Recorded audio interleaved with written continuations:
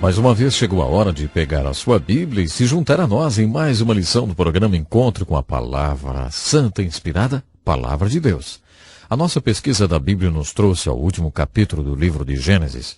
Quando concluímos a nossa última lição, estávamos fazendo aplicações da vida de José para as nossas próprias vidas. Encontramos essa história que é nos contada nos últimos 14 livros de Gênesis. Observe como José estava completamente convencido da soberania de Deus em todas as circunstâncias. No versículo 5 do capítulo 45 de Gênesis, José coloca dessa maneira: Mas agora não vos entristeçais, nem vos irriteis contra vós mesmos, por me haver desvendido para cá, porque para a conservação da vida Deus me enviou adiante de vós.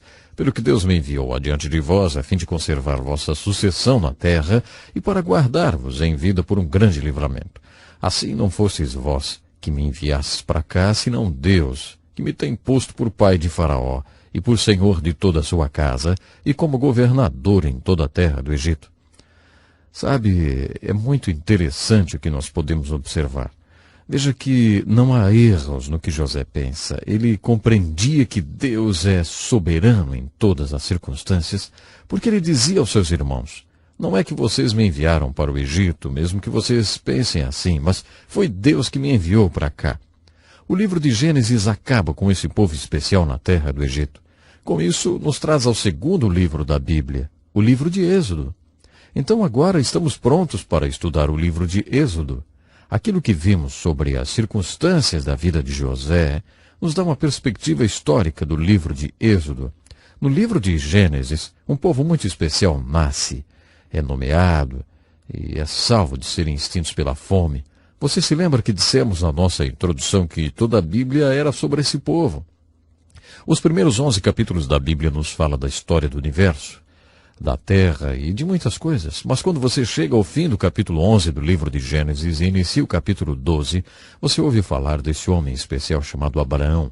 E é muito interessante ver e dizer que os outros 1178 capítulos da Bíblia são todos a respeito de Abraão e seus descendentes, em especial um dos seus descendentes, pelo qual todas as nações foram abençoadas. Você sabe quem? Jesus Cristo. O que estamos dizendo é que a Bíblia toda é sobre Israel. Mas por que Israel é tão importante? É porque quando Deus decidiu vir ao mundo, ele não veio como um negro, branco, vermelho ou amarelo. Deus criou um povo especial para o propósito de sua vinda à terra. E esse povo especial foi o povo hebreu. Se alguém tem o direito de ter orgulho de suas origens, esse alguém são os judeus. O povo judeu foi criado para o propósito de Deus. Deus iria se tornar um homem e ele queria criar um povo que pudesse fornecer a ele um contexto histórico, para que ele se tornasse um homem e viesse ao mundo. Isso faz do povo judeu um povo muito especial. Quando estudamos a Bíblia, especialmente o Velho Testamento, queremos considerar o desenvolvimento desse povo muito especial. No livro de Gênesis, lemos que esse povo veio através de Abraão. Abraão foi o pai desse povo. Jacó foi quem os nomeou Israel, e José foi quem os salvou da fome. José é a figura do Salvador, quando ele salva aquele povo da fome e perigo da extinção. É dessa maneira que o livro de Gênesis termina. José dizendo: Diga para o meu pai, vem habitar no Egito, em Gósen, perto de mim. Nesse ponto, aquela nação era constituída de apenas 12 famílias. Isso é interessante demais. Eram apenas 12 irmãos e suas famílias quando Gênesis termina. E aquelas 12 famílias estavam no Egito. Entre o livro de Gênesis e o livro de Êxodo, 400 anos se passaram. Isso é muito tempo. Para se ter uma ideia, isso realmente são muitos anos. Pense nisso, 400 anos. Em Êxodo capítulo 1, podemos ler que essas 12 famílias se tornaram uma grande multidão. A palavra multidão aparece muitas vezes no primeiro capítulo de Êxodo. Eles se multiplicaram tão rápido que se tornaram uma ameaça para Faraó. Com isso, o Faraó resolveu escravizá-los. Então, quando o livro de Êxodo é aberto, depois de 400 anos após o fechamento do livro de Gênesis, aquelas pessoas que estavam se tornando uma nação eram apenas uma multidão de escravos. Eles ainda não são uma nação. Deus irá moldá-los em uma nação. Há muita coisa que Deus quer fazer antes deles se tornarem uma nação. Gostaria de fazer uma visão geral sobre o desenvolvimento desse povo especial, já que ele é foco desses 2 livros. O começo desse povo é a fonte deles. E a fonte era Deus. Deus estava criando esse povo especial para completar os seus propósitos, que poderiam ser muitos. O seu propósito primário era que, através desse povo, ele pudesse vir a esse mundo na forma do Messias, o Salvador do mundo. Aquele povo também era especial, porque aquele povo veio ao mundo através de Adão. Lá é onde Gênesis começa. Ainda no livro de Gênesis vemos essa nação bem mais desenvolvida pelos patriarcas. Tanto no Antigo como no Novo Testamento você ouvirá essa passagem repetidamente. Eu sou o Deus de Abraão, Isaque e Jacó, porque foi assim que iniciou essa nação. Deus nunca quis que eles esquecessem das suas origens, com os 3 patriarcas, Abraão, Isaque e Jacó. Quando o livro de Gênesis terminou, haviam 12 famílias ou tribos, e essas 12 tribos estavam no Egito. Quando o livro de Êxodo é aberto, esse grupo de pessoas que ainda não constituíam uma nação, multiplicaram-se de 12 tribos para uma grande multidão. Mas essa multidão ainda não era uma nação. Uma multidão de escravos não pode ser chamada de uma nação. Se Deus queria transformá-los em uma nação, a primeira coisa que eles precisavam era um líder. O livro de Êxodo, ele falará do maior líder de toda a história do povo de Deus. Moisés será comissionado, será chamado para ser o grande líder desse povo. Esse agrupamento, ou essa multidão de escravos, terá um líder, e você sabe o nome? Moisés. Como líder daquela grande multidão, um dos maiores problemas que Moisés enfrentaria era que não havia leis ou regras para essa multidão. Não havia estrutura para que ele pudesse liderar. E por causa disso, por 3 vezes ele foi ao Monte Sinai e passava 4 dias de jejum e oração com Deus. E estava dizendo a Deus: Senhor, eu preciso de regras para liderar essas pessoas. Imagine como seria importante regras e leis para uma multidão. Você poderia esperar de alguma forma liderar uma multidão de 2 a 3 milhões de pessoas sem regras, sem leis? Seria difícil, não? Bom, isso é o que encontramos quando fazemos a transição do livro de Gênesis para Êxodo. A primeira coisa na qual devemos nos concentrar quando estudamos o livro de Êxodo é o povo. Êxodo quer nos falar sobre o desenvolvimento desse povo especial, pelo qual Deus estará vindo ao mundo. No livro de Êxodo também temos um problema. O povo estava no lugar errado. Aquele povo especial estava no Egito, e ainda por cima eram escravos. Deus não queria que o seu povo fosse escravizado. Então o grande conflito do livro de Êxodo é como esse povo ficaria livre da escravidão, como se deslocariam para o lugar certo. A palavra Êxodo, o nome desse livro, significa a saída, ou apenas saída, a saída desse terrível problema, a escravidão. O livro de Êxodo, em além de história, é uma alegoria. Por toda a Escritura você verá o livro de Êxodo como história, a história da saída desses escravos aplicados a problemas que temos em nossas vidas. Por exemplo, no Novo Testamento, por muitos capítulos do Evangelho de João, temos registros das pregações de Jesus. Quando chegamos no versículo 30 do capítulo 8, João escreve: Quando ele falou essas palavras, muita gente acreditou nele. E Jesus virou para aquelas pessoas que acabaram de expressar fé nele e disse: Agora, se vocês continuarem na minha palavra, vocês conhecerão a verdade e serão meus discípulos. E quando vocês conhecerem a verdade vos libertará. Alguns deles responderam dizendo: Mas o que o Senhor quer dizer com liberdade? Nós não somos escravos. E Jesus disse: Ah, sim, vocês são escravos. Qualquer um que peca continuamente é o escravo. Quem peca continuamente não está fazendo porque quer fazer, mas está fazendo o que tem de fazer, e ele não é livre. Ele é escravo do pecado. Sabemos que Jesus estava dizendo que ele era a verdade, que eles iriam encontrar liberdade só quando tivessem realmente fé nele. Jesus disse: Quando eu vos libertar, então vocês verdadeiramente serão livres. A declaração de liberdade que podemos experimentar em nossas vidas da escravidão do pecado está representado nessa alegoria do livro de Êxodo. O problema histórico era a escravidão, e Êxodo nos mostra como Deus resolveu aquele problema sério. Qual era a saída do Egito? Qual era a saída da escravidão? Deus era a saída. Deus era a resposta para o problema. A aplicação espiritual é a seguinte: qual é a saída do seu e do meu pecado? No livro de Êxodo encontraremos o princípio da nossa libertação, o princípio da salvação pelo qual o povo de Deus foi liberto do Egito. Aqueles mesmos princípios de libertação vão mostrar a nós como nós podemos encontrar a libertação da tirania e escravidão do pecado e como podemos saber a verdade que pode nos livrar do pecado. Da próxima vez continuaremos o nosso estudo sobre o livro de Êxodo. Comece agora a lê-lo. Pergunte a você mesmo essas perguntinhas. O que isso quer dizer? O que isso tem a ver comigo? E como eu posso aplicar essas verdades na minha própria vida? Você já foi liberto da escravidão do pecado?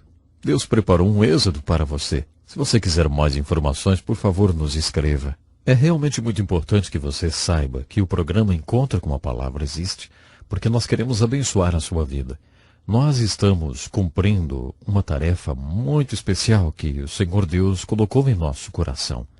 E nós acreditamos que diariamente você pode ser altamente abençoado por Deus, acompanhando os nossos programas, pensando em cada mensagem, em cada lição que temos trazido aqui. Sabe, são muitos os testemunhos, são muitas as pessoas que têm marcado um verdadeiro encontro com Deus através do encontro com a palavra.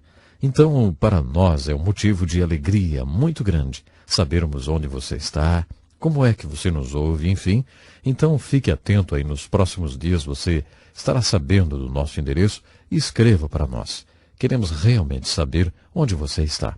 E o principal, acreditamos que você pode ser uma grande bênção para Deus. Não importando, talvez, a sua vida tenha sido marcada por momentos difíceis, quem sabe por tragédias pessoais.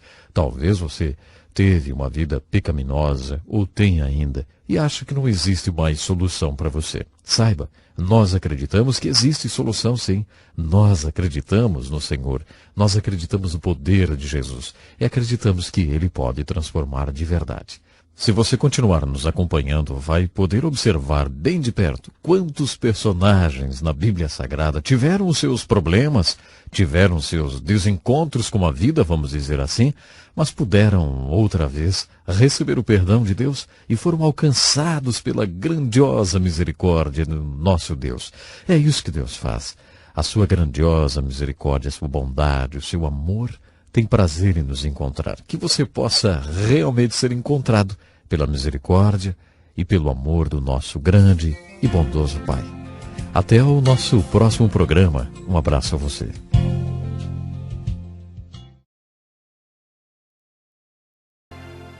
Bem-vindo para mais um programa Encontro com a Palavra, um estudo especial através de toda a Palavra de Deus. Como continuamos nossa pesquisa no Antigo Testamento, estamos vindo para o livro de Êxodo pela segunda vez. Tendo colocado o livro de Êxodo em perspectiva histórica, eu gostaria de vir para o que é talvez o coração da mensagem do livro de Êxodo. Vamos focalizar nossa atenção para várias coisas. Por exemplo, focalizamos o povo de Deus, o único povo que tem tido desenvolvimento como uma nação sem igual, através da qual Deus virá para o mundo. Outra coisa a prender nossa atenção é o grande problema da escravidão. Estas pessoas estavam no Egito, e como tornaram-se uma ameaça ao reino de Faraó, ele as escravizou. E assim, a amarga escravidão e a crueldade extrema imposta pelo trabalho pesado é o problema a ser resolvido no livro de Êxodo. A palavra Êxodos significa saída. A mensagem do livro de Êxodo é exatamente esta. Como sair desta escravidão? Esta escravidão é, primeiro de tudo, uma real escravidão. E a história da libertação deste povo é um dos maiores milagres da Bíblia. Isto é uma história real. Isto é história. Na verdade, este é um dos maiores milagres já acontecidos na face da terra. Em algum lugar, entre 2 a 3 milhões de pessoas foram libertadas da escravidão. Salvação envolve o amor de Deus vindo para a sua vida. Esta é a realização de Deus através de seu amor, dando seu único filho para libertá-lo. Quando você entende o amor de Deus e como ele é aplicado para a sua salvação, você não somente será salvo de seus pecados, tendo a sensação de estar livre das penalidades pelos seus pecados futuros ou presentes, mas você será liberto, solto do poder de seus pecados. A libertação do poder do pecado ou da escravidão dos pecados é a mensagem devocional no livro de Êxodo, e isto sem dúvida se aplica às nossas próprias vidas. A terceira coisa na qual vamos focalizar no livro de Êxodo é o que chamamos de o profeta. No livro de Êxodo você não somente tem a história de um povo e seus problemas, mas você tem o profeta Moisés. Este homem encabeça toda essa história de libertação desse povo. Eu acredito, sem nenhuma reserva, que Moisés é um dos grandes homens de Deus nas Escrituras. Você pode apreciar a grandiosidade desse homem Moisés, pensando sobre sua contribuição para o trabalho de Deus. Abraão gerou o povo de Deus e, como temos visto antes, Jacó nomeou-lhes e José salvou-lhes. Mas Moisés, pense no que Moisés fez pelo povo de Deus. O livro de Êxodo é o que registra essa história. Primeiro de tudo, Moisés deu a este escravizado povo o que escravos mais querem: liberdade. Muitos de nós não sabemos o que é ser um escravo ou ser pessoas sem liberdade. Existem muitas pessoas nas prisões e que não são livres. Quando pessoas estão presas, há algo que lhes consome, que lhes possui completamente. É o desejo de serem livres. Moisés deu àqueles escravos o que eles mais queriam: a sua liberdade. Então Moisés deu-lhes o que pessoas recém-emancipadas precisam mais do que qualquer outra coisa no mundo: governo e lei. E foi exatamente Moisés quem deu-lhes lei e governo. E no reino espiritual, Moisés deu ao povo de Deus duas coisas de valor inestimável. Ele deu a eles a palavra de Deus e como adorar a Deus. Pense um minuto sobre isso. Os primeiros 5 livros da Bíblia são chamados de os livros da lei. Moisés recebeu os 5 primeiros livros da Bíblia no Monte Sinai. Ele esteve no Monte Sinai várias vezes. Em resposta à sua oração em jejum, Deus deu-lhe Gênesis, Êxodo, Levítico, Números e Deuteronômio. Há aproximadamente 500 leis nestes 5 livros da Bíblia. Existe também muita história. Há ainda nesses 5 livros o que é chamado de a Lei de Deus, a Lei de Moisés ou a Palavra de Deus. E é exatamente essa Palavra de Deus que nos mostra como deveríamos viver. O homem não viverá só de pão, mas de toda a Palavra de Deus. Esse é o propósito desta lei. Os primeiros 5 livros da Bíblia são a base, a estrutura da Bíblia, porque eles nos dão a pura palavra de Deus. Esta é a palavra que o profeta pregou. Esta é a palavra na qual, nos livros históricos, eles certas vezes obedeciam e outras vezes desobedeciam. Elas são algumas vezes exemplo e outras vezes advertência para você e para mim. A palavra de Deus, a pura palavra de Deus, está nos 5 primeiros livros da Bíblia. E estes livros vieram através de Moisés. Se considerarmos a contribuição de Moisés e o que ele fez pelo povo de Deus, poderíamos dizer que Moisés deu ao povo de Deus a palavra de Deus. Que maior contribuição poderia alguém fazer para o povo de Deus do que dar-lhes a pura palavra de Deus? Moisés também deu-lhes a adoração. A última terça parte do livro de Êxodo é como um livro das especificações. Quando as pessoas começam a ler a Bíblia, passam muito bem pelo livro de Gênesis, especialmente estudantes, mas quando chegam ao livro de Êxodo, aí existe um verdadeiro drama, a libertação do Egito. Mas até esse ponto ainda se sentem bem. O problema é a última terça parte do livro de Êxodo. Ele surge como o livro das especificações. Esta poderia não ser a leitura mais interessante do mundo, principalmente para o leigo, aquele que está começando a ler a Bíblia. Isto é porque nós não entendemos que Deus deu a Moisés uma revelação através da sua pura palavra.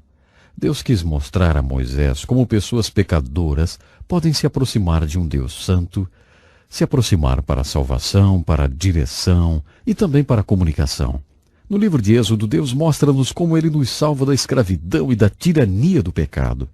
No livro de Êxodo, especialmente na última terça parte, o Senhor nos mostra um dos grandes propósitos da salvação, que é a adoração a Ele. Deus quer nos conhecer e quer que o conheçamos de verdade. O Senhor nos convida para nos achegarmos a Ele, termos um relacionamento com Ele e o adorarmos. Nós precisamos ser instruídos em adoração. A verdade é que não sabemos como adorá-lo. Os apóstolos vieram para Jesus e disseram: Senhor, ensina-nos a orar. Eles não sabiam como orar. Muitas pessoas não sabem como orar e nem como fazer para adorar a Deus. Nas formas de adoração que nós temos em nossas igrejas hoje, especialmente igrejas que chamamos litúrgicas, o ministro tem suas costas voltadas para o povo, com sua face para o altar, a maioria do tempo. Essas igrejas e sinagogas na fé judia têm suas raízes em termos de formas de adoração, como na pequena tenda de adoração que Deus instruiu Moisés a construir. Nós olharemos esta tenda de adoração com maiores detalhes quando chegarmos ao livro de Levíticos. Se você visse esta pequena tenda de adoração, a acharia parecida com uma tenda de circo. Isso provavelmente não impressionaria muito você, já que essa tenda também era muito colorida. Tudo nessa pequena tenda de adoração tinha um grande significado, e isto é um grande quadro retratando o Senhor Jesus. Nós veremos isto quando chegarmos e olharmos bem de perto esta tenda de adoração. O fato é que tudo isso nos mostra a tremenda contribuição que Moisés deu para o povo de Deus. Ele deu-nos a palavra de Deus, ele mostrou-nos como viver, e ele deu-nos a adoração. Aliás, Moisés mostrou-nos como adorar de verdade. Desta forma, grande foi a contribuição de Moisés. E você mesmo ser liberto do poder do pecado é, sem dúvida, a maior experiência de sua vida. A segunda maior experiência na vida é se tornar um libertador para outros. Se tornar o agente ou o instrumento através do qual outras pessoas serão libertas. O livro de Êxodo ilustra essa libertação ou salvação. Moisés ilustra o que é envolvido para ser o libertador. Eu olho para a vida de Moisés desse modo. O grande evangelista Moody disse: Moisés viveu 120 anos e ele viveu esses 120 anos em 3 períodos de 40 anos cada.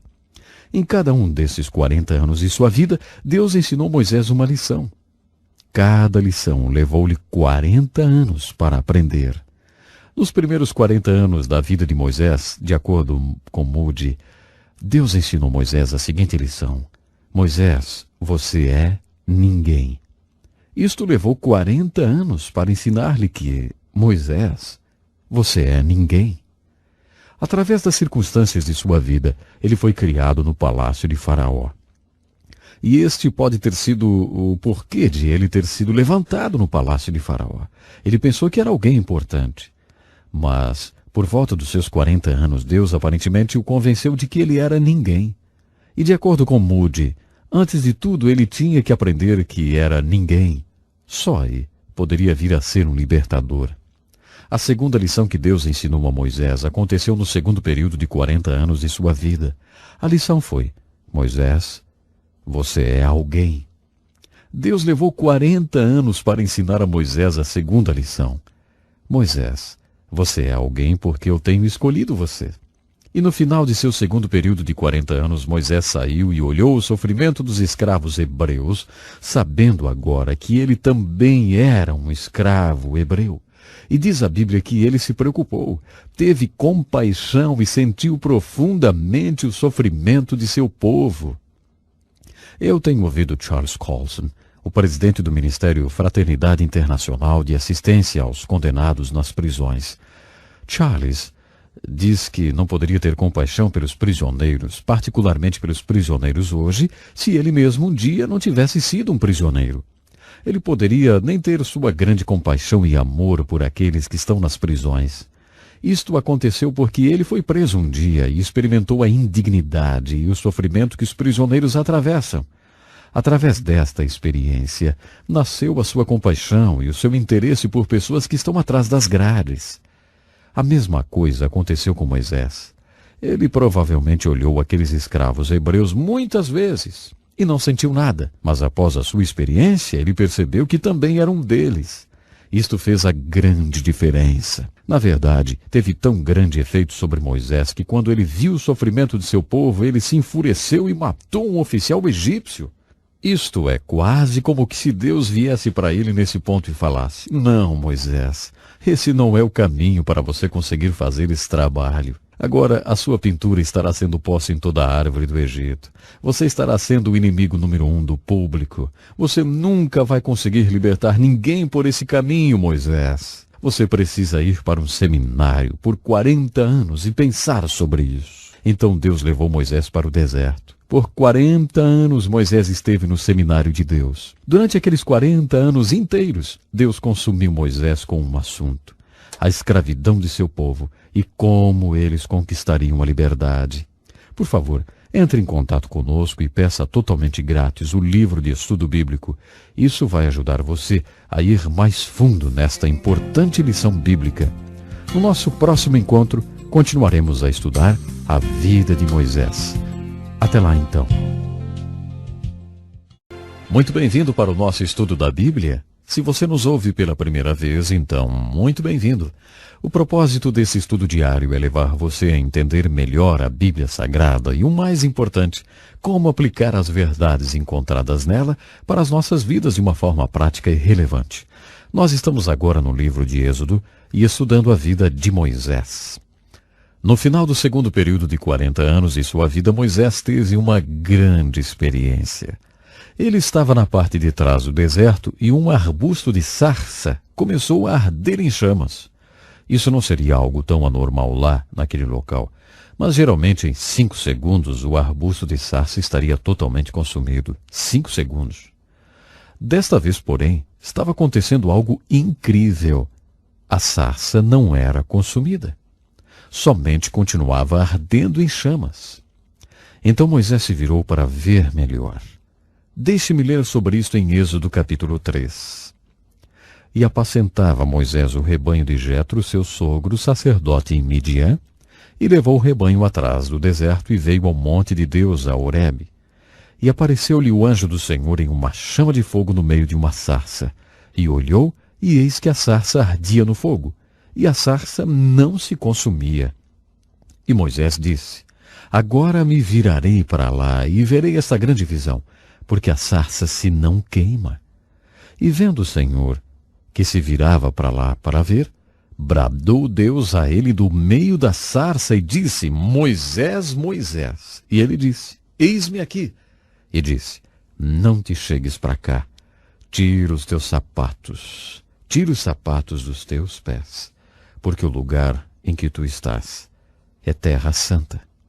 E disse mais: Eu sou o Deus de teu pai, o Deus de Abraão, o Deus de Isaque, o Deus de Jacó.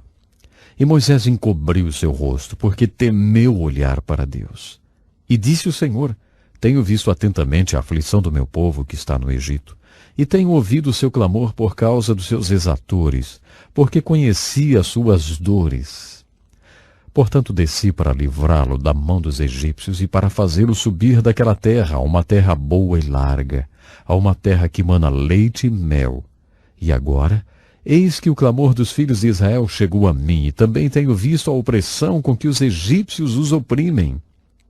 Vem agora, pois, e eu te enviarei a Faraó, para que tires o meu povo, os filhos de Israel, do Egito. Então Moisés disse a Deus: Quem sou eu que vá a Faraó e tire do Egito os filhos de Israel? E Deus disse: Certamente eu serei contigo. Moisés tinha ido para o seminário por 40 anos e esta foi a sua graduação. Agora ele estava formado do seminário. Na sarça ardente, isto foi o que Deus disse: Moisés, você tem visto o problema, e isto é o recomendável. Muitas pessoas não têm jamais visto o problema. Se não entrarmos nas prisões, nos hospitais ou nos hospícios, poderemos jamais ver os problemas, porque muitas vezes os problemas são institucionalizados nos dias de hoje. Eles estão fora de nossa visão, fora de nossa mente. Assim, muitas pessoas nunca veem o problema. E Deus disse para Moisés: Moisés, você tem visto o problema e isto é recomendável. E Moisés: Você sente alguma coisa, você sente compaixão, e isto é uma grande coisa. Você quer fazer alguma coisa, e isto é bom. Mas Moisés, a importante coisa não é só ver isto, não é só ter preocupação e também não é só querer fazer algo. O mais importante é isto, Moisés. Eu tenho visto aquele problema e eu me preocupo com aquelas pessoas. Eu tenho compaixão e eu quero fazer algo, e eu vim para fazer alguma coisa. Nesse ponto você poderia pensar que Moisés teria dito: Oh, mas isso é bom demais, eu volto depois para cuidar das minhas ovelhas. Entretanto, Deus disse-lhe: Vem comigo, Moisés, e eu estarei enviando você a Faraó, e assim você será o libertador deste povo. E Deus está agora tentando convencer-lhe ao final desta lição que, Moisés, você é alguém. Nos primeiros 40 anos, Deus ensinou-lhe que ele era ninguém. No segundo período de 40 anos, Deus ensinou-lhe que ele era alguém. Neste ponto, Deus estará ensinando a Moisés a próxima lição. Nós chamamos isto de humildade. Mas, afinal de contas, o que é humildade? Essa é a coisa mais difícil para se definir. Eu ouvi sobre um pastor que ganhou uma medalha da sua congregação porque ele era muito humilde. Mas eles tiveram que confiscar a medalha porque o pastor a usou todo o tempo e em todo lugar. Nunca mais tirou a humildade. Confiscaram a medalha. Eu acredito que poderíamos dizer que o que Deus quis produzir em Moisés para que ele pudesse ser o libertador de seu povo foi humildade. Um outro caminho para se falar a mesma coisa seria dizer que, para Moisés ser o grande libertador através do qual o povo de Israel seria liberto do Egito e de Faraó, Deus teve que ensinar-lhe: Moisés, você é ninguém. Porque, Moisés, se você realmente sabe que você é ninguém, então você é alguém. E dessa maneira eu posso mostrar a você o que eu posso fazer com alguém que tem aprendido que ele é ninguém. Você já desejou saber por que Moisés fez aquela pergunta? Quem sou eu? Pense sobre isso por um minuto. Quem era Moisés? Se você estivesse enviando alguém para libertar aquelas pessoas, você enviaria Moisés? Primeiro de tudo, ele era um assassino. Teria você enviado um assassino, inimigo público número 1, de volta para o Egito? Não é interessante que 3 grandes homens que Deus usou eram assassinos? Paulo foi um assassino. Davi foi um assassino e Moisés foi um assassino. E ainda assim, Deus usou aqueles homens. Teria você escolhido um assassino? Estava óbvio agora que Moisés era um hebreu. Você leu no livro de Gênesis que os egípcios não tinham nada com os hebreus. Preconceito é um problema tão antigo quanto a humanidade. Os egípcios nem comiam como os hebreus. Teria você enviado um hebreu? E o livro de Gênesis nos diz que uma coisa que era uma abominação para um egípcio mais do que hebreus era um pastor de ovelhas. Eles odiavam pastores. Eles tinham algo contra os pastores porque eles só tinham um gado e, além de tudo, adoravam as vacas.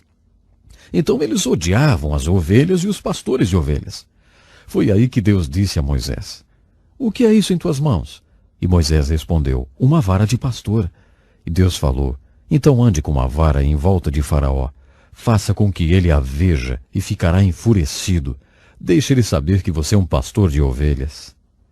Assim vimos que ele era um hebreu, era um assassino, era um pastor de ovelhas e um ingrato filho adotado que gastou 40 anos no palácio de Faraó e mostrou sua gratidão, vamos dizer, matando um oficial egípcio. Ele era realmente qualificado para ser o libertador escolhido por Deus? Parece que qualquer pessoa responderia: não, definitivamente ele não é qualificado. Escolhendo os homens certos para importantes trabalhos é que fazem um presidente ser um sucesso ou um fracasso total. Muitos presidentes têm tido sucesso e muitos têm sido um verdadeiro fracasso, porque não têm tido a habilidade para escolher o homem certo. Quando um presidente tenta selecionar homens para fazerem um trabalho para ele, tenta conseguir os mais qualificados. Na Bíblia você vê Deus chamando pessoas como Moisés para fazer importantes coisas, como libertar o seu povo da escravidão do Egito. Somente e quase sempre parece que Deus tenta escolher o homem que é menos qualificado. Se um homem realmente acredita que não é qualificado e acredita que somente Deus pode libertar, então este só poderia ser o homem que Deus quer usar para provocar o grande milagre da libertação. Quando você considera o chamado e o comissionamento de Moisés, você pode ver esta verdade ilustrada muito claramente. Se vamos ser usados por Deus para libertar pessoas hoje, se gostaríamos de ver um amigo ou um querido nosso ser liberto da escravidão do pecado, talvez pessoas que sabemos serem escravos do pecado, se gostaríamos de ser o veículo de sua libertação, jamais esqueça isto. Não somos nós que os libertaremos. Somente Deus pode libertar. Eu lembro o que um professor disse para mim quando estava no seminário. Quando você tentar levar uma pessoa para Cristo, quando você tentar levar alguém para a experiência da salvação, nunca esqueça isto. Sem o Espírito Santo você estará tentando o impossível. Realmente isso é absolutamente impossível. Somente Deus pode libertar. Se Deus está chamando você para ser um libertador, da mesma maneira como ele chamou Moisés para ser um libertador, é óbvio que ele deverá produzir humildade em você. Eu penso que uma boa definição de humildade é entender quem vai executar esse milagre. Eu nunca tinha entendido isto, mas a Bíblia ensina esta verdade de capa a capa. Este é o plano de Deus, usar o seu poder em seu povo para realizar seu propósito de acordo com seu plano. Deixe eu repetir essa verdade. Este é o plano de Deus, usar o seu poder no seu povo para realizar seu propósito de acordo com seu plano.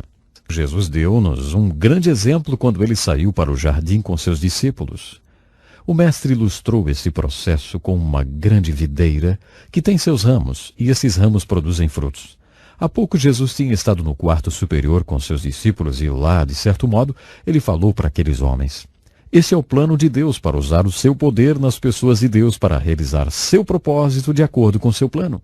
Ele disse para eles: vocês têm sido fascinados com as obras que têm me visto fazer e com as palavras que têm me ouvido falar. Mas agora deixe-me falar sobre o meu trabalho e minhas palavras. Meu trabalho e minhas palavras são um transbordamento de meu relacionamento com meu Pai.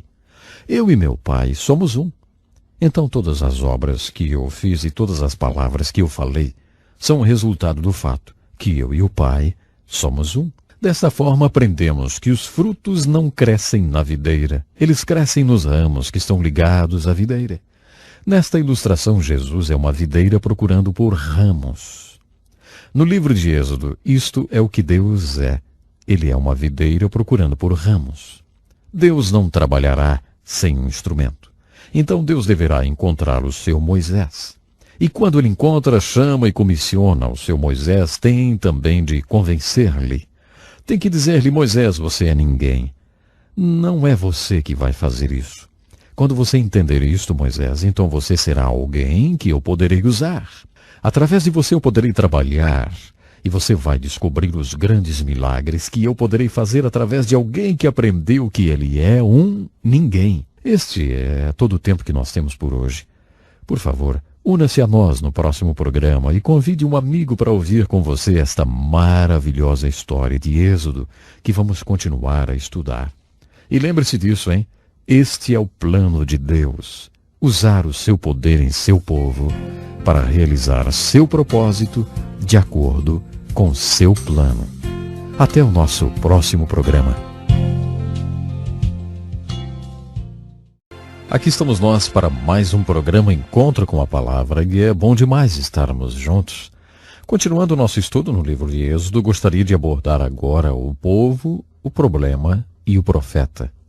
Esse foi o ponto em que paramos em nosso estudo do livro de Êxodo. No livro de Êxodo percebemos o desenvolvimento do povo de Deus, um povo especial, e também vemos claramente o grande problema que eles tinham, que era o problema da escravidão e a amarga servidão ao Egito.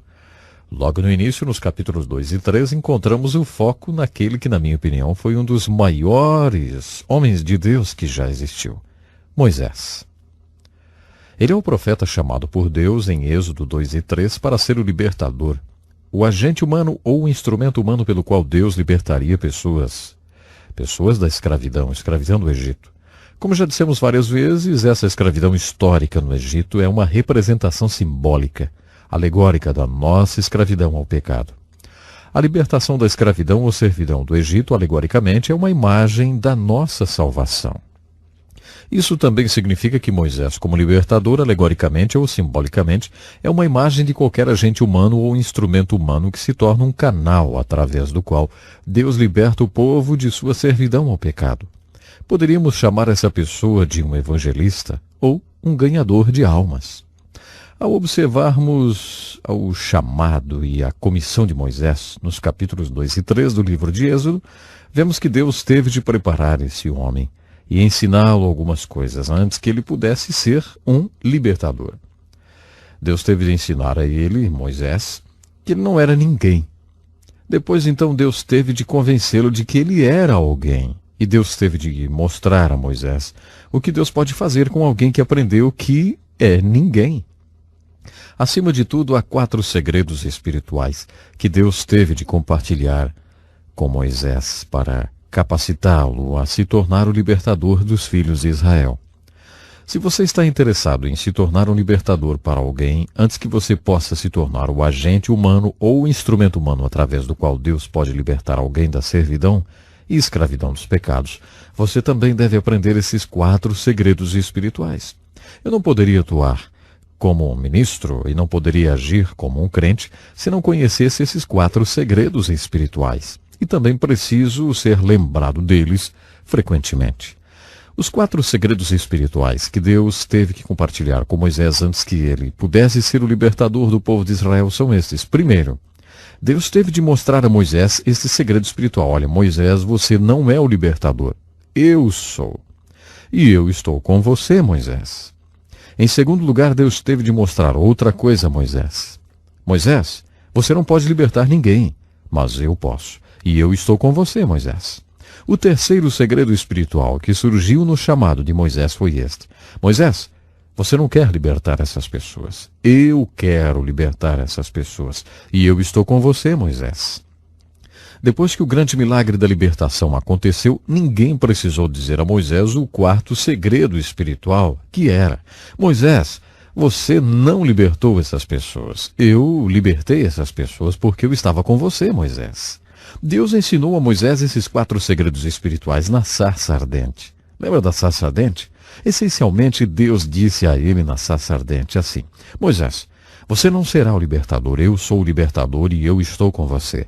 Deus também disse a Moisés na sarça ardente: Moisés, você não pode libertar ninguém, mas eu posso e eu estou com você.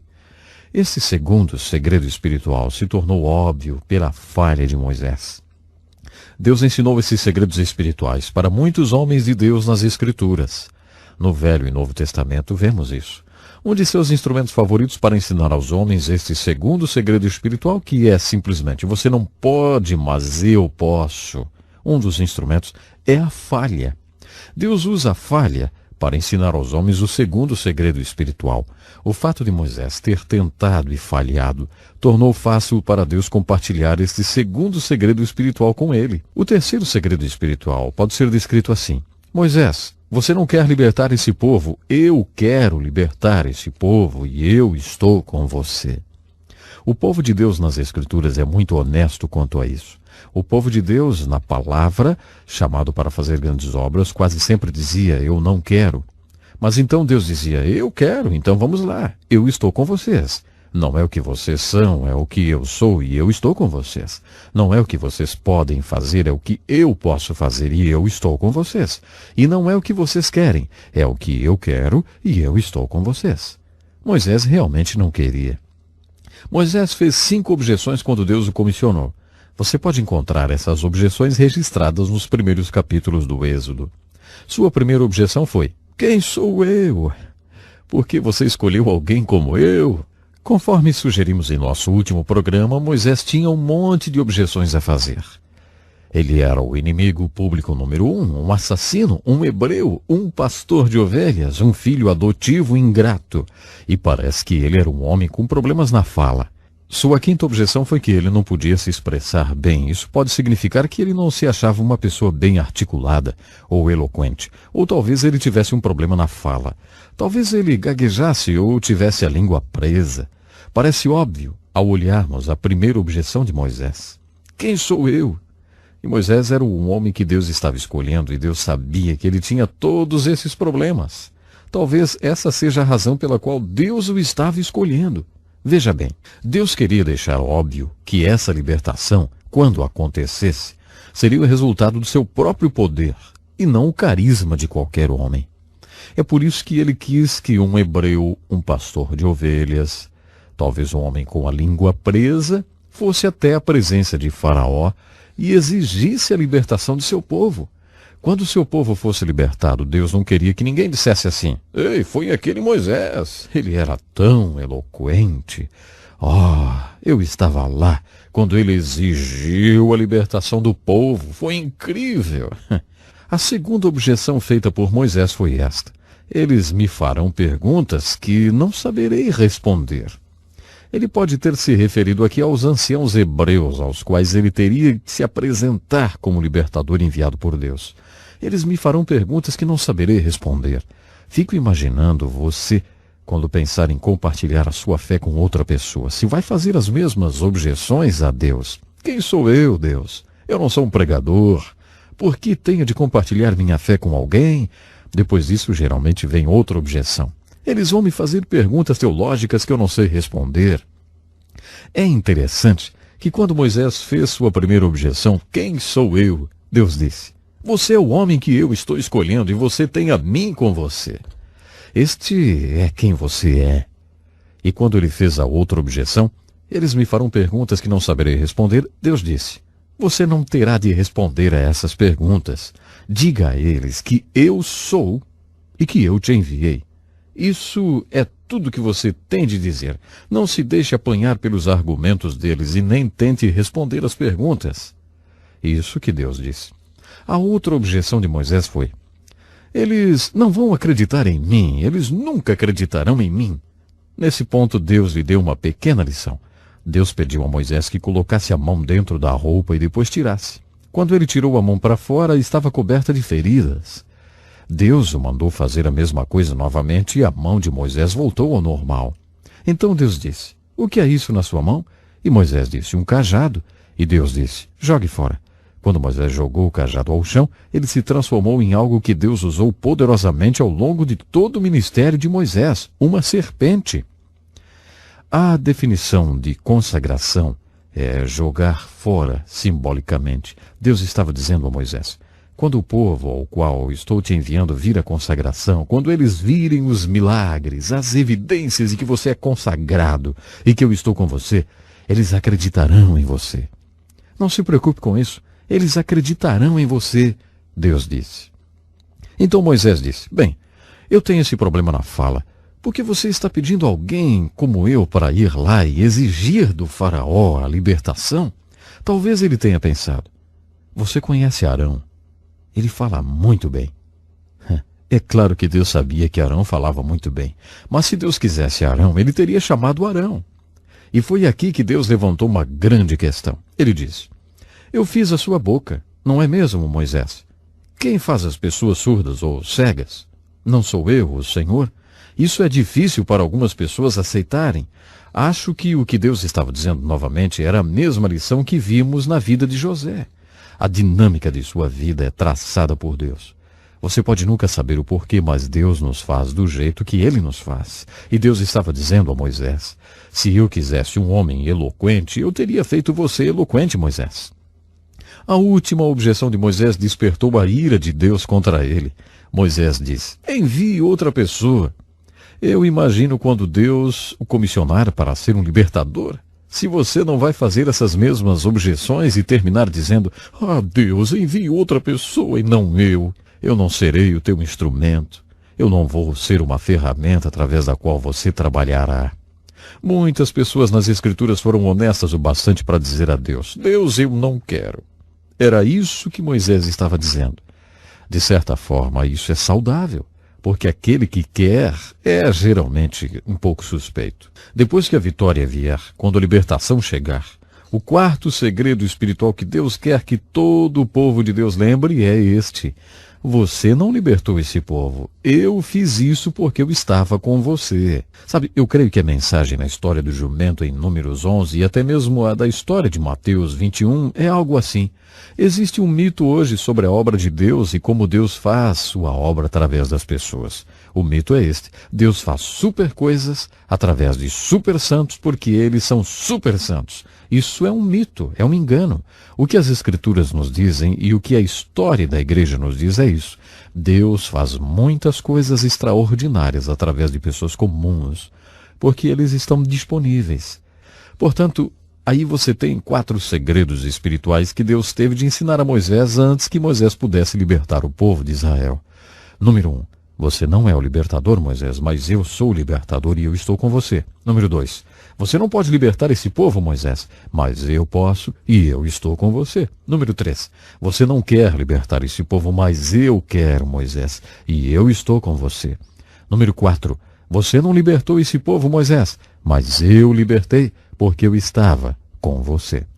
Sabe, eu sinceramente oro para que esses segredos espirituais possam ter para você pelo menos o significado que tiveram para mim em minha vida e ministério. Em nosso próximo estudo, vou lhe contar como esses 4 segredos espirituais funcionam em minha vida pessoal. Eu também vou demonstrar como esses 4 segredos espirituais foram aplicados por Moisés no Velho Testamento e por Pedro no Novo Testamento. Então, até o nosso próximo programa.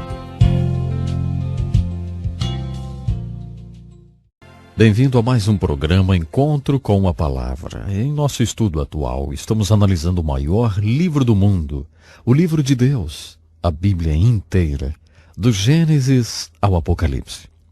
Nossa análise nos levou até os primeiros capítulos do livro de Êxodo. Em muitas maneiras, a mais importante mensagem que recebemos do livro do Êxodo está ligada ao caráter de Moisés, o maior homem de Deus que já existiu até hoje. Em nosso último estudo, quando concluímos nossa lição, eu estava abordando os 4 segredos espirituais que encontrei na descrição bíblica da vida de Moisés e muitos outros personagens bíblicos, como Pedro, por exemplo, no Novo Testamento. Eu jamais poderia ser um cristão ou um ministro se não acreditasse nesses 4 segredos espirituais. Alguns de nós vêm para a fé com as asas quebradas. Jesus disse: "Vinde a mim todos vós que estáis cansados e sobrecarregados, porque eu vos aliviarei." Muitos de nós, quando viemos para Cristo ou para a fé, estamos sobrecarregados, temos muitos problemas. Quando eu vim para a fé, tinha 19 anos e muitos problemas. Por causa desses problemas, eu tinha um complexo de inferioridade. Algum tempo depois, eu me formei em psicologia e descobri que não havia nada de complexo sobre mim. Eu era simplesmente inferior. Mas eu pensei, durante muito tempo, que era complexo, porque eu tinha todas essas asas quebradas. Eu era muito tímido. Eu era tão tímido que, quando estava prestes a trabalhar para uma igreja, uma senhora da igreja perguntou ao pastor se eu era retardado. É verdade. Eu lembro que uma das primeiras tarefas que tive, ao entrar para aquela igreja, foi visitar um casal. A mulher havia acabado de se converter. O marido, um oficial naval, não havia se convertido. Eu e minha mulher fomos jantar com aquele casal. Eu deveria levar aquele homem a Cristo. O marido e eu estávamos na sala de estar. Nossas esposas estavam na cozinha. Eu estava com uma terrível dor de cabeça. Eu fiquei branco como uma folha de papel e comecei a suar. Sabe, eu estava até ficando com náuseas. Enquanto ainda estávamos começando a conversa, aquele homem olhou para mim e disse: "Escuta, você está se sentindo bem?" Eu disse: "Eu acho que vou desmaiar." Ele disse: "Bem, então é melhor você deitar aí no sofá." Ele me colocou no sofá e me deu uma compressa de gelo. E eu fui lá, porque queria levar aquele homem a Cristo. Então eu fiquei tão mal que tive que sair sem jantar. Mais tarde, aquele homem pensou e decidiu que se o que eu tinha para dizer era tão importante, que me fez ir até lá doente, deveria ser algo que valesse a pena ouvir. Então ele procurou alguém que ele conhecia e que era um crente e perguntou como fazia para se tornar um crente. E ele se converteu. Assim eu era quando comecei o meu ministério. Por isso eu não podia funcionar como ministro, um cristão ou um ser humano antes de aprender esses 4 segredos espirituais. Ah, como eu era tímido. Bom, Deus nos chama como ministros e como crentes para ser crentes. Deus quer que sejamos um instrumento humano através do qual outras pessoas são libertas. Eu tive de aprender essas 4 coisas, senão não poderia funcionar como um ministro. As 2 primeiras são: eu não sou, mas Ele é, e Ele está comigo. Eu não posso, mas Ele, o Senhor, pode, e Ele está comigo. Eu fui honesto com Deus. Eu acordava às vezes de manhã e dizia: "Deus, eu não quero." Então Deus dizia: "Isso é irrelevante. Eu quero e eu estou com você, então vamos lá."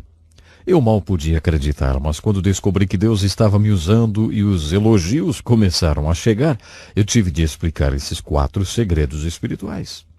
Eu tive de dizer: eu não fiz isso. Foi Deus quem fez isso porque Ele estava comigo. Um dia, durante uma reunião de café da manhã, onde havia centenas de homens estudando as Escrituras, eu fui aplaudido de pé.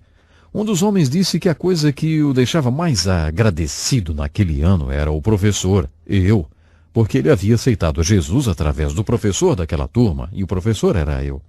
Eu tinha acabado de ouvir o Dr. Gutsky falar no rádio, Então, quando eu respondi aos aplausos, eu disse àqueles homens, depois de citar a história do Dr. Gutsky sobre o jumentinho, se Deus falou a vocês através dessa reunião ou se ele entrou na sua vida através dessa reunião, agradeçam ao Senhor.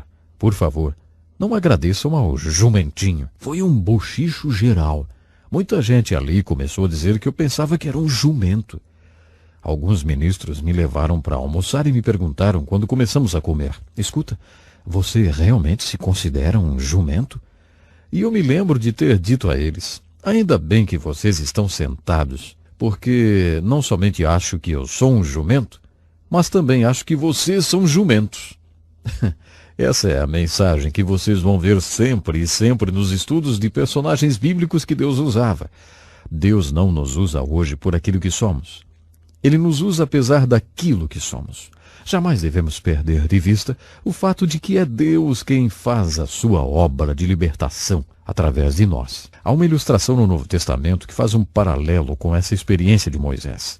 No 5º capítulo do Evangelho de Lucas, vemos um exemplo do Senhor ensinando a Pedro esses mesmos 4 segredos espirituais.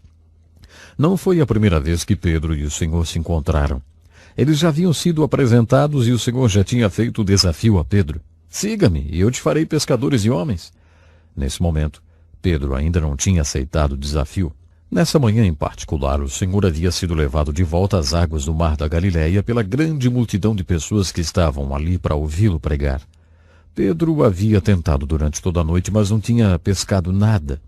O Senhor pediu permissão para usar o barco de Pedro como púlpito. Pedro concordou. O Senhor entrou no barco e ensinou o povo de dentro do barco de Pedro. Quando ele terminou de falar, se voltou para este homem, Pedro. Obviamente, nessa ocasião, o Senhor tinha seus olhos em Pedro. Não sabemos nada sobre aquela multidão de pessoas, o que ele os ensinou ou o resultado que isso teve, porque isso não é o que é o importante. Quando ensinou naquela manhã, o Senhor sabia que esse homem iria ser o homem através do qual o Espírito Santo iria vir ao mundo no dia de Pentecostes. Jesus sabia que um dia esse homem chamado Pedro iria andar pelas ruas de Jerusalém e as pessoas se aglomerariam, ficando até mesmo de joelhos para que ao menos a sombra desse homem passasse sobre eles, porque se isso acontecesse, eles ficariam curados. Jesus sabia tudo isso enquanto observava aquele homem lavando as suas redes. Agora, o desafio era como o Senhor iria pegar esse homem, que nem conseguia pegar peixes, porque ele havia tentado a noite toda, mas não tinha conseguido pescar nada. Ele era um fracasso, assim como Moisés.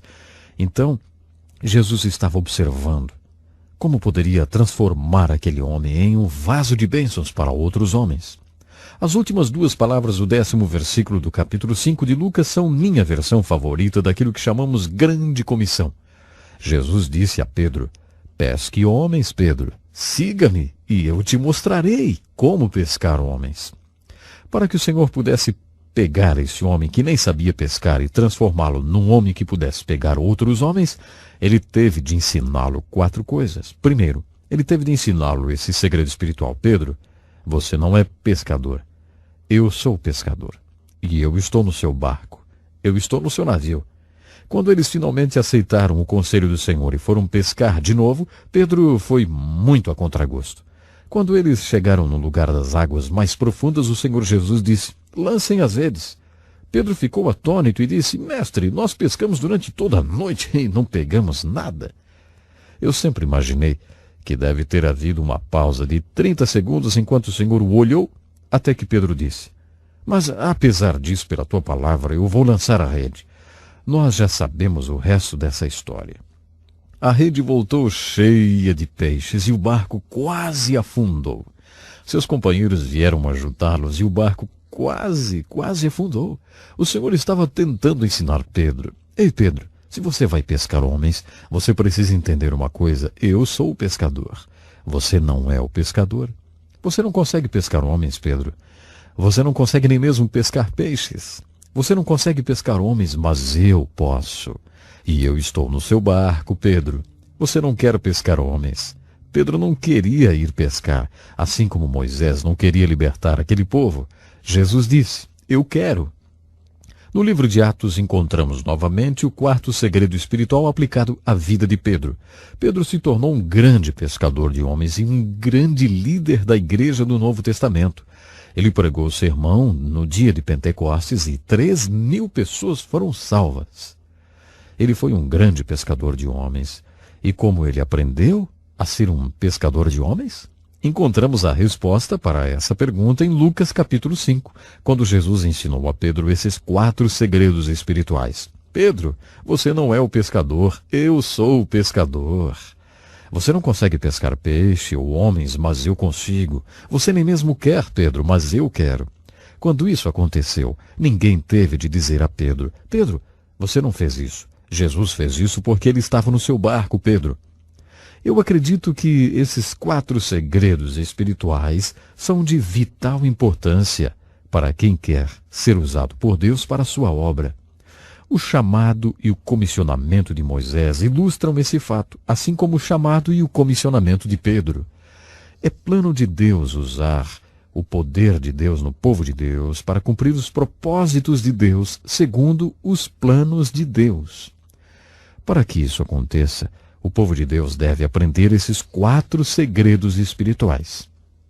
Uma vez eu ouvi uma história sobre um piloto que guiava grandes navios a seus ancoradouros. Ele era um dos melhores pilotos. Ele tinha um cofre em sua sala, em casa, e antes de ir trabalhar toda manhã, ele tirava uma caixa preta de dentro daquele cofre. Ele tirava de dentro da caixinha preta um pequeno pedaço de papel branco e olhava para aquele papel com muita atenção. Todos os dias. Depois disso, ele ia trabalhar. Ele fez isso dia após dia, ano após ano. Ele nunca disse à esposa o que estava escrito naquele pedacinho de papel. Depois que ele morreu, sua esposa abriu a caixa preta e tirou o pequeno pedaço de papel branco. Estava escrito: bombordo é esquerda, estibordo é direita. Sabe, eu não tenho um cofre em minha sala, mas se tivesse, e se tivesse uma caixa preta dentro do cofre, e dentro dela tivesse um pequeno pedaço de papel branco, essas seriam as palavras que estariam escritas no papel, pois são princípio que devo lembrar cada dia. Estaria escrito assim: eu não sou, mas Ele é. Eu não posso, mas o Senhor pode. Eu não quero, mas Ele quer. Eu não fiz, mas Ele, o Senhor, fez. Pense nisso e até o nosso próximo encontro. Eu quero dar bem-vindo a você para mais um encontro com a palavra. Nesse programa estamos estudando profundamente a Bíblia Sagrada e estamos somente começando. Agora estamos estudando o segundo livro. Como continuamos a estudar o livro de Êxodo, gostaria de lembrá-lo que a palavra Êxodos ou Êxodos significa saída ou partida. Isto está dizendo para nós qual é o tema do livro de Êxodo. O livro de Êxodo mostra para nós o caminho para fora da escravidão, uma literal escravidão que os filhos de Israel estavam experimentando no Egito. Então, como aplicação, o livro de Êxodo nos mostra o caminho para fora da escravidão dos pecados que experimentamos hoje. Na primeira sessão do livro de Êxodo que estudamos, o fizemos em uma perspectiva histórica. Então, nosso foco principal esteve sobre os princípios que envolveram a chamada de um libertador. Como olhamos para a grande libertação retratada no livro de Êxodo e tentamos ver a aplicação devocional desse livro, nós nos prendemos em Moisés, que é o grande instrumento humano usado para a libertação do povo de Deus. Nesta sessão que começamos agora, eu gostaria que nossa atenção estivesse voltada especialmente para a libertação, que é retratada no livro de Êxodo. Esta é a grande mensagem deste livro, libertação. Como já dissemos, a palavra libertação é sinônimo da palavra salvação. Isto é especialmente no Velho Testamento. Quando vamos para o livro de Êxodo, para o assunto da libertação, e vimos a salvação que este povo experimentou, contemplamos aí o grande poder de Deus. Isto porque não existe tal coisa como a salvação, passado ou presente, sem o poder de Deus. No livro de Êxodo você verá o poder de Deus sendo exibido de um modo sem igual. Você verá a grande e poderosa mão de Deus vindo sobre o Egito e Faraó em forma de pragas. Estas 10 pragas são um estudo muito interessante, especialmente quando nós as aplicamos para as nossas próprias vidas. A mensagem das 10 pragas que caem sobre Faraó e o Egito e move-lhes ao ponto de estarem dispostos a deixarem o povo hebreu ir embora é um retrato da grande verdade que é ensinada na Bíblia de Gênesis a Apocalipse. Em 1 João capítulo 4 e versículo 4, esta verdade é expressada da seguinte maneira: Ele está em vocês, e maior é o que está em vós do que o que está no mundo. Ou podemos colocar da seguinte maneira: existe alguém em nossos corações que é poderoso e forte como nenhum mal nesse mundo. Esta é a aplicação devocional nesta mensagem das 10 pragas. Como você vê, a primeira resposta de Faraó sobre o pedido de Moisés e os anciãos de Israel para deixarem o povo ir foi ridicularizada. Depois de tudo isto, na verdade, parecia ser um absurdo. Um pequeno grupo de hebreus irem à presença de um faraó egípcio e eles saírem em liberdade total. Agora, a razão que eles dão para essa absurda demanda é mencionada várias vezes em seus registros. Aqueles anciãos, junto com Moisés e Arão, dizem para o faraó egípcio: olha, o Deus dos hebreus tem se encontrado com nós. Então deixe o povo ir, porque o que Deus nos disse dirá também a você. Eu acho que isso é realmente muito desafiador. Quando juntos adoramos ao Deus vivo e verdadeiro, eu realmente gostaria de saber se temos esta perspectiva, irmos para fora de um serviço de adoração e dizermos para as pessoas desse mundo: olha, nós temos somente nos reunido com o Deus vivo e verdadeiro, e isto é o que Deus tem para dizer para vocês. Eu penso que esta é uma excitante perspectiva. Esta foi a perspectiva com a qual Moisés e os anciãos se aproximaram de Faraó. E é claro, da primeira vez Faraó recusou. Isto é dito várias vezes nas Escrituras. Por exemplo, em Êxodo 7 e 13, também capítulo 4, versículo 21. Deus deliberadamente endureceu o coração de Faraó e dessa forma teria uma oportunidade para demonstrar o seu grande poder através das pragas que viriam sobre Faraó. Este é um conceito muito interessante. Na verdade, um problema teológico para alguns e filosófico para outros. Um problema do mal. E de onde veio o mal, hein? Qual o contexto dentro das funções que existem nesse mundo? Se Deus é um bom Deus, por que ele permitiu o mal aqui? Se Deus é um poderoso Deus, por que é que ele permite o mal? Penso que você vê nesse conflito entre Moisés, os anciãos de Israel e Faraó uma grande luta sendo travada. E esse grande conflito entre o bem e o mal é também retratado em outro lugar na Bíblia. O livro de Jó mostra-nos este mesmo conflito da seguinte forma: Deus permite o mal para estar nesse mundo. É como o joalheiro que exibe os belos diamantes contrastando com o veludo preto. Deus permite o mal nesse mundo porque esse mal dá a Deus oportunidade para demonstrar o seu grande poder, amor, graça e, claro, misericórdia. Se o mal não estivesse aqui, Deus poderia não ter a oportunidade de demonstrar todas essas coisas. Isto é o que vemos perfilado nas Escrituras. O mal serve ao propósito de Deus. Deus, que é Deus, permite que o mal existe.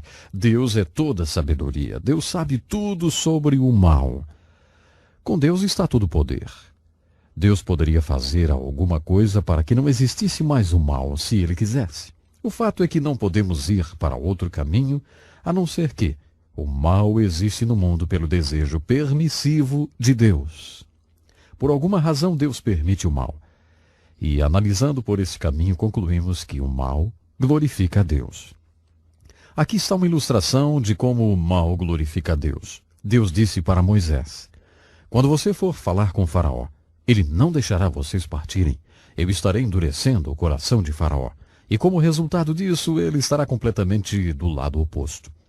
Esta oposição dará a mim a oportunidade de demonstrar que sou o poderoso Deus, o único Deus na face da terra, que sou um Deus verdadeiro e vivo. Esta verdade é demonstrada quando as 10 pragas vêm sobre Faraó e o Egito. As pragas demonstram o poder de Deus para libertar. Através dessas pragas, Deus se inclinou sobre Faraó como um elefante e o foi sufocando, até Faraó finalmente deixar os filhos de Israel irem para a liberdade. No livro de Êxodo você pode também ver a grande verdade que poderíamos chamar de os princípios da libertação do poder do pecado e do mal. Existe um tremendo diálogo que acontece entre Moisés e Faraó nesta parte do livro de Êxodo. Como a Moisés somente interessa a libertação do povo de Deus e Faraó se recusa a deixá-los ir, as pragas estão vindo e são muito persuasivas.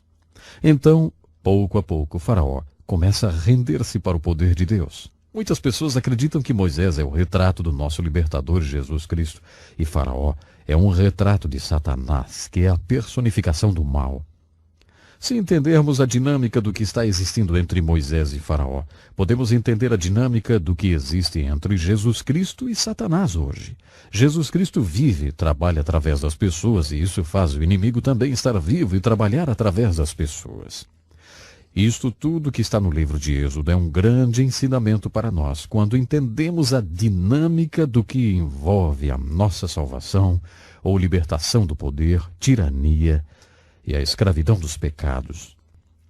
Estas tentativas de Faraó para tentar fazer um acordo com Moisés mostram-nos as estratégias do mal hoje.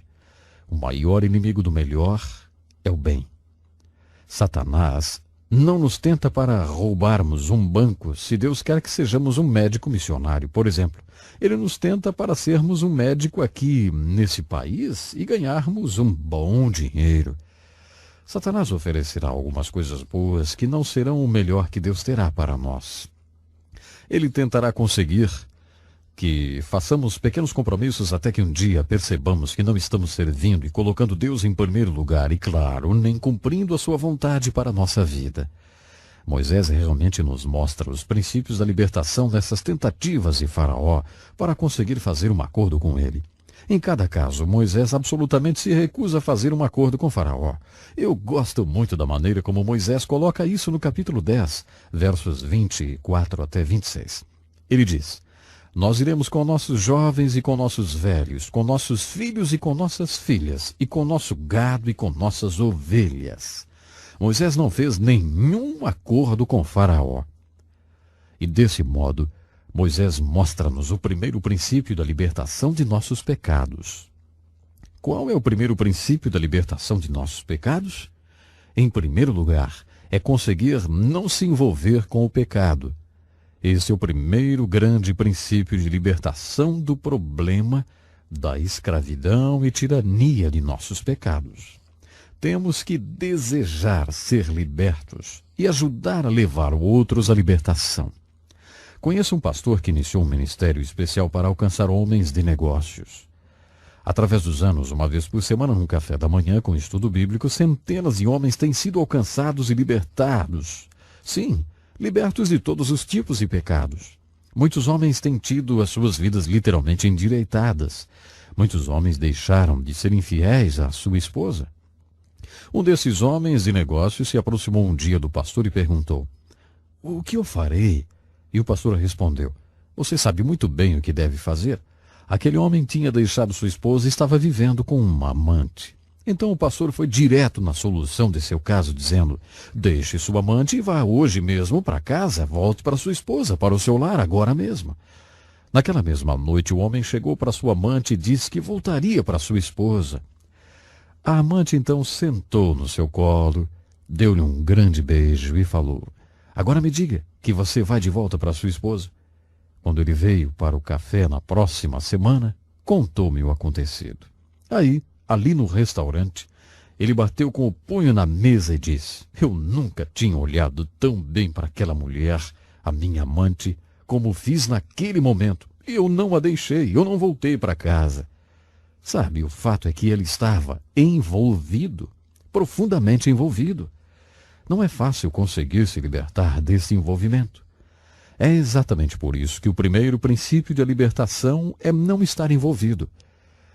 Nunca faça acordo com o pecado. Coexistir com o pecado é coexistir com um câncer. Então não faça acordo com o pecado.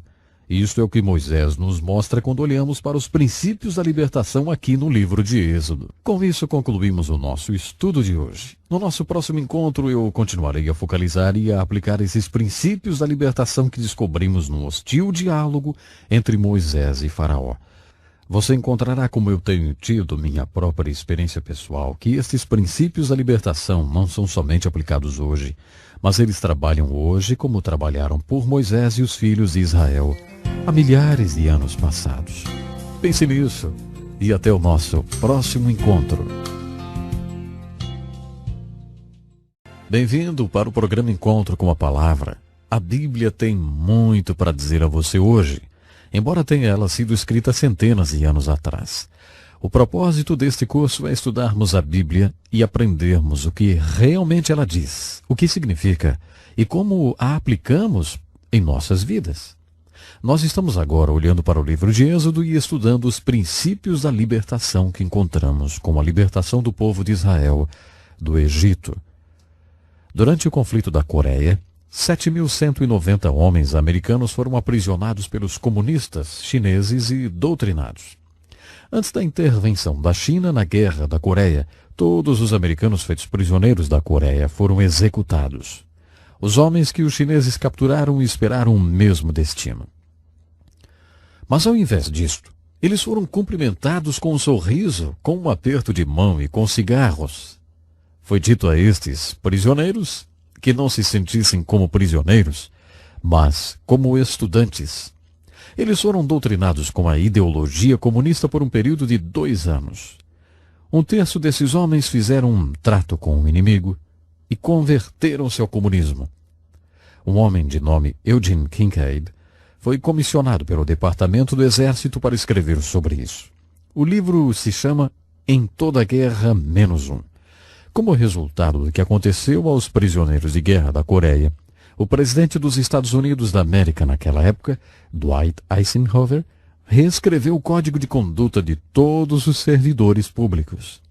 Depois de reescrever esse Código de Conduta, o presidente disse para um dos seus assessores: "Ninguém precisou dizer-me quando era criança para não fazer nenhum trato com o diabo. Eu aprendi isso em casa e também na escola dominical", disse o presidente. Mas em nossos dias, parece que temos que realmente falar isso para as pessoas. Ei, não faça nenhum acordo com o diabo, hein? Como você pode ver, a estratégia de Satanás é que façamos um acordo com ele. O primeiro princípio da libertação é: não entre em pecado. Mas se você já está no pecado, como muitas pessoas estão, qual é o caminho para sair dele? Como ser liberto da escravidão do pecado? Essa é a mensagem do livro de Êxodo. Para sair da escravidão e tirania do pecado, você precisa de um grande milagre. Isto é o que o livro de Êxodo nos ensina. O livro de Êxodo retrata estes milagres belamente e alegoricamente. Penso que um dos primeiros milagres que encontramos é o milagre que você precisa se você realmente quer sair da escravidão e da tirania do pecado. Quando o povo atravessou o Mar Vermelho, esse milagre retrata o milagre da libertação. A travessia do Mar Vermelho é um dos maiores milagres da Bíblia. Este milagre representa a vitória. Finalmente o povo de Israel estava sendo liberto de Faraó. Mas há um porém. Pelo diálogo acontecido entre Moisés e Faraó, você pode saber que Faraó não estaria realmente deixando os filhos de Israel partirem. Faraó continua mudando de ideia e mudando de intenção. Primeiro ele disse: "Olha, vocês podem ir." Mas agora ele volta atrás. O fato é que quando as pragas lhe vieram, ele simplesmente disse: "Vocês não podem ir." Quando os filhos de Israel são finalmente liberados e alcançam o Mar Vermelho, Faraó tem uma outra mudança no seu coração. Ele rapidamente reúne seu exército e ordena que os persigam. Isso mesmo. Tudo indicava que o exército de Faraó estaria fazendo uma grande matança. Este é um dos lugares na Bíblia em que ela nos mostra que há um tempo que é inconveniente orar. Moisés cai na real. Ele vê a nuvem de poeira do exército de Faraó, que está a caminho. Não existe nada atrás dos filhos de Israel, a não ser o Mar Vermelho. E não existe nada na frente, a não ser o exército de Faraó. E o que fazer então? Moisés começa a orar e então Deus diz a ele: por que você está gritando comigo? Por que você está orando? Na essência, o que Deus está querendo dizer para Moisés é: minha vontade é óbvia.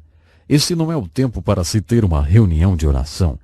Existe somente uma direção para se ir e essa direção é a água. Então comecem a andar sobre a água. Qualquer pessoa pode ver que esta é a única solução. E Deus disse mais: diga para o meu povo ir adiante. Isso significava que deveria começar a andar sobre a água. Moisés teve uma grande fé naquela hora. Colocou-se no meio do caminho e disse: vejam a grande salvação do nosso Deus. Quando tiverem a fé para realmente andar sobre as águas, o grande milagre realmente acontece e aconteceu. As águas partiram-se e um caminho com grandes muralhas de água em cada lado se formou em pleno mar vermelho. O povo de Israel marchou em chão seco entre as duas muralhas de água. Quando o exército egípcio chegou e perseguiu os filhos de Israel, as muralhas de água foram desfeitas e o exército submergiu nas águas do mar vermelho e foram aniquilados. Quando você se depara com uma história como essa no livro de Êxodo, tem um assunto muito importante para resolver. Você acredita no sobrenatural ou você não acredita no sobrenatural? Eu fico simplesmente pasmado pelas tantas explicações que as pessoas tentam dar para essa história. Alguns dizem que não foi no Mar Vermelho, outros dizem que foi, a água era muito rasa, enfim, existem muitas outras explicações. Eu ouvi que um garoto, quando foi explicado que não era o Mar Vermelho, mas um brejo vermelho, onde a água durante a época da seca era rasa. E olha, ensinaram isso para ele na escola dominical. Quando o professor terminou, o garoto coçou a cabeça e disse: bem, então isso foi realmente um grande milagre, porque todo o exército egípcio morreu naquela aguinha rasa. Outro garoto chegou em casa da escola dominical e a sua mamãe lhe perguntou: escuta, Joãozinho, o que ensinaram para vocês hoje na escola dominical? João respondeu: nos ensinaram que o exército de Israel foi perseguido até o Mar Vermelho pelo exército egípcio. E então o que aconteceu? Perguntou a mãe. E Joãozinho falou: bem, Moisés mandou construir uma ponte flutuante sobre o Mar Vermelho e o exército passou sobre ela. A mãe perguntou, já em desespero, né? João, foi isso que ensinaram vocês hoje na escola dominical? O pequeno João então completou: mamãe, se eu contar a você o que eles me ensinaram, você jamais acreditaria. Quando você chega nos milagres do Velho Testamento, você tem que decidir se você acredita no sobrenatural ou se você não acredita no sobrenatural. Eu acredito nesse milagre, eu acredito nessa história exatamente como ela está citada. E sei que o que aconteceu lá foi exatamente do modo como está registrada no livro de Êxodo. Acredito ainda que essa história retrata a nossa salvação. Isto leva você ao milagre da sua salvação e da minha salvação, pois levou um grande milagre do Mar Vermelho para a salvação do povo de Deus e leva um grande milagre para a nossa salvação. Agora o povo de Israel finalmente estava liberto de Faraó e do Egito. Depois que os filhos de Israel atravessaram o Mar Vermelho, eles estavam necessitando um outro milagre. Necessitavam orientação divina. Uma vez que eu e você temos sido salvos, necessitamos um outro milagre, o milagre da orientação divina, pois Deus nos salva para um propósito. Paulo chamou esse propósito de a boa, aceitável e perfeita vontade de Deus. Paulo também nos diz que quando somos salvos, somos feitos criaturas de Deus em Cristo Jesus, chamados para o bom trabalho, a qual antes Deus ordenou que andássemos nele. Fato é que quando Deus nos salva, Ele o faz com um propósito tanto para esta vida aqui, quanto para a que virá. O propósito para esta vida aqui é descrito desse modo: trabalhamos? Exato. Trabalhes. Trabalhes o qual Deus antes ordenou que andássemos nele. Deus tem algo que Ele quer que você e eu façamos. Quando Deus nos salva do nosso Egito, nosso pecado, tudo está apenas começando porque Ele quer nos levar ao trabalho, ao propósito para o qual Ele nos tem salvado. Para isso acontecer, nós precisamos do milagre da divina direção, o que é belamente retratado no livro de Êxodo, através da nuvem que orientava os filhos de Israel de dia e a coluna de fogo que os orientava à noite. Este belo milagre é um retrato da divina direção dada a nós quando somos salvos. Uma vez que os filhos de Israel tinham passado através do Mar Vermelho e estavam agora no deserto, tinham um enorme problema. Moisés estava com um grande desafio. O que essa enorme multidão comer? Cerca de 2 a 3 milhões de pessoas precisavam comida. E aí, você sabe alguma coisa sobre o ramo de serviço de comida? Você sabe quanta comida é necessário para alimentar um grande exército? O que os filhos de Israel iriam comer? O que iriam eles beber? Aí estava um outro enorme desafio para Moisés. Os filhos de Israel estavam tão estáticos sobre a sua libertação do Egito que nem lembraram-se de se preocupar com o suprimento de comida e bebida para sua jornada no deserto. Só lá, exato, só no deserto perceberam o grande problema. O que vamos nós comer e beber? Esta era agora a pergunta geral. Mas Deus, o grande Deus, veio outra vez de uma forma sobrenatural e supriu a necessidade deles. De manhã, quando se levantaram, existia uma substância branca que cobria todo o chão. Todos começaram a perguntar, o que é isso? O que é isso? Em hebraico, as palavras o que é isso se traduz maná. Daí nós derivamos a palavra maná. Então resolveram chamar aquela substância branca de maná, porque nunca chegaram a uma conclusão entre eles de como chamar aquilo. Somente se perguntavam sem parar, o que é isto que está cobrindo o chão? Logo, quando me casei, a minha esposa fez um pudim que eu não conhecia e eu disse a ela, maná, maná. O que é isso? Em hebraico. Agora, quando ela faz aquele pudim lá em casa, a gente sempre chama de maná. Este maná, Deus providenciou para os filhos de Israel e com toda certeza lá estava o alimento com todos os ingredientes nutricionais que eles necessitavam. De uma forma sobrenatural, Deus também providenciou codornizes e água para que seu povo pudesse estar totalmente alimentado no deserto.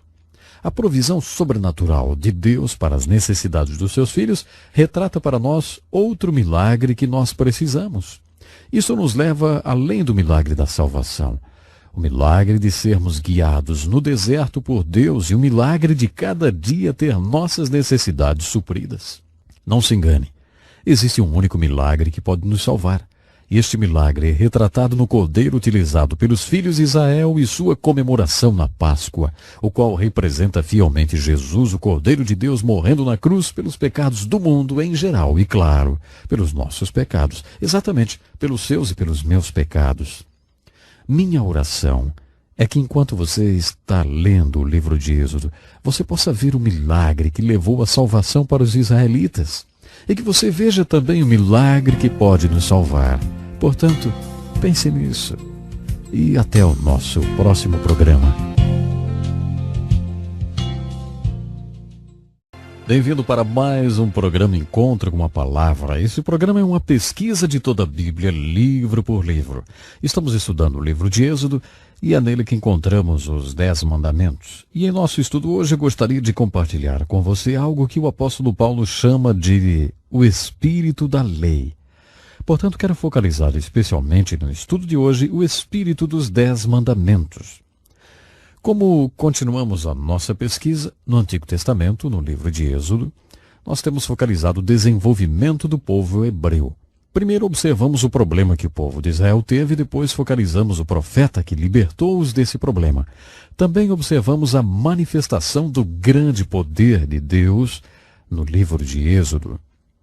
Temos olhado um pouco para a Páscoa, o grande sacramento que é o coração da libertação ou a salvação do povo hebreu.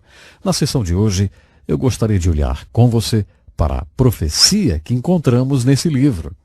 O livro de Êxodo é classificado como o livro da lei, porque existem muitas leis. Aliás, assim como o Êxodo também nós temos Levíticos, Deuteronômio, e todos estão repletos de leis. Quando Moisés foi para o Monte Sinai em 3 diferentes ocasiões para jejuar por 40 dias e 40 noites pedindo a Deus palavras pelas quais ele pudesse governar e liderar os filhos de Israel, o Senhor deu-lhe o que é chamado de a lei de Moisés. E esta lei é também chamada de a lei de Deus. A lei de Moisés está acima de 500 leis, portanto existem mais de 500 mandamentos no livro da lei, ou nos 5 primeiros livros da Bíblia. E você sabia que essas 500 leis são resumidas nos 10 mandamentos? Exatamente. Mas antes de olharmos para os 10 mandamentos, eu gostaria de compartilhar com você um pouco da perspectiva do Novo Testamento com relação à lei de Deus. No Novo Testamento encontramos Jesus tendo uma filosofia especial sobre a questão dos assuntos legais. Podemos observar isso, por exemplo, na diferença entre Jesus, os fariseus, os saduceus e os escribas, que eram os líderes judeus nos seus dias, quando a lei estava influenciando algo específico. Observamos que Jesus sabia que a lei havia nascido no coração através do amor de Deus. Jesus sabia muito bem que Deus havia nos dado a lei por causa do seu amor. Dessa forma, ele sabia que a lei estaria sempre sendo uma expressão do amor de Deus para os homens, e esta lei trabalharia sempre para o bem dos homens. Jesus colocou esta lei sobre o prisma do amor de Deus antes de aplicá-los na vida das pessoas. Fato é que os fariseus, saduceus, escribas não fizeram isso. Eles legalisticamente lançaram aquele livro da lei para o povo. Jesus nunca tinha perdido a visão para o fato de que Deus tinha um propósito quando deu aquelas leis para o povo. Quando ele deu a lei do sábado, por exemplo, e muitos deles estavam fazendo disto um mandamento sagrado, como ter o sábado como um dia santo, Jesus sabia que o propósito da lei do sábado era para o bem do homem.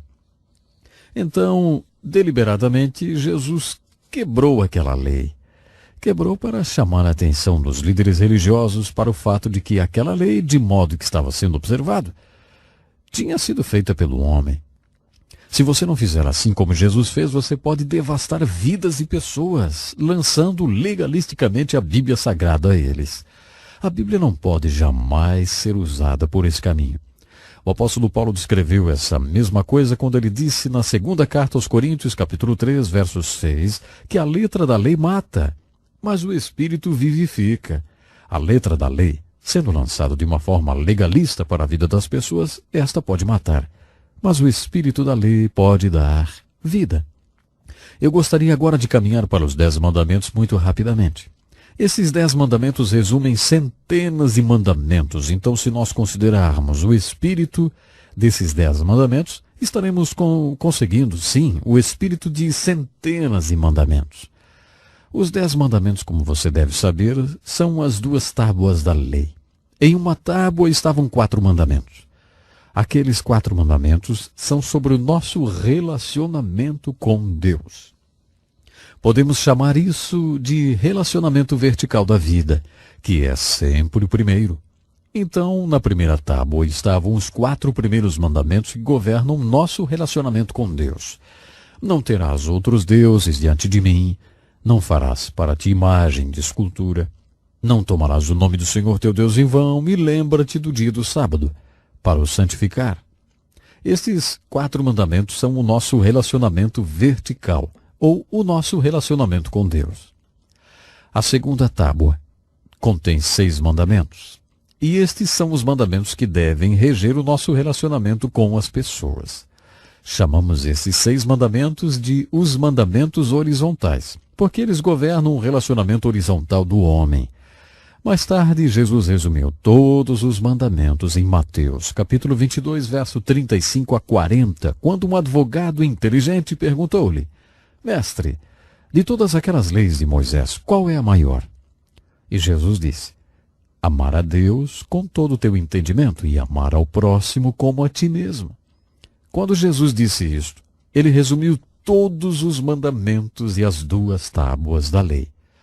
Se você ama a Deus com todo o seu entendimento, você manterá os 4 mandamentos que dirigem o seu relacionamento com Deus. Se você ama seu próximo como a você mesmo, então você manterá os 6 mandamentos que dirigem o seu relacionamento com seu próximo. Lembre-se, se estamos indo através dos 10 mandamentos e vendo seu espírito, então estaremos vendo o espírito de centenas de mandamentos. O primeiro mandamento, na primeira tábua da lei, era: não terás outros deuses diante de mim. Ou não terás outro Deus diante de mim. Alguém tem dito que a mensagem da Bíblia pode ser sintetizada em 2 palavras: Deus primeiro. É isto que o primeiro mandamento está realmente dizendo. Deus primeiro. Se Deus for qualquer coisa, então Deus é tudo. E até você ver Deus como tudo, você não tem visto Deus como qualquer coisa. O segundo mandamento proíbe-nos de fazer qualquer tipo de imagem de escultura, nem alguma semelhança do que há em cima nos céus ou na terra, que seja como imagem de Deus. A aplicação literal disso é exatamente idolatria. Esse mandamento está claramente proibindo a idolatria. O espírito desta lei, porém, é alguma coisa do tipo: Deus é espírito. Isto supõe que vamos até Deus pela fé. Sendo Deus um espírito, o objeto de nossa fé é ir pelo que não se pode ver. Este é o caminho que Deus quer. Ele nos quer indo até Ele pela fé.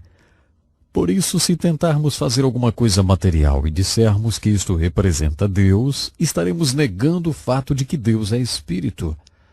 Estaremos eliminando a necessidade da fé se fizermos Deus como algo visível. Acredito que esse é o espírito do segundo mandamento. Deus é espírito e Ele quer que nos acheguemos a Ele pela fé. Portanto, não poderemos eliminar ou violar o conceito de que Deus é espírito fazendo alguma coisa tangível, como um ídolo. O terceiro mandamento é que não podemos tomar o nome de Deus em vão ou sem um propósito. O espírito ou a essência desse mandamento é isso.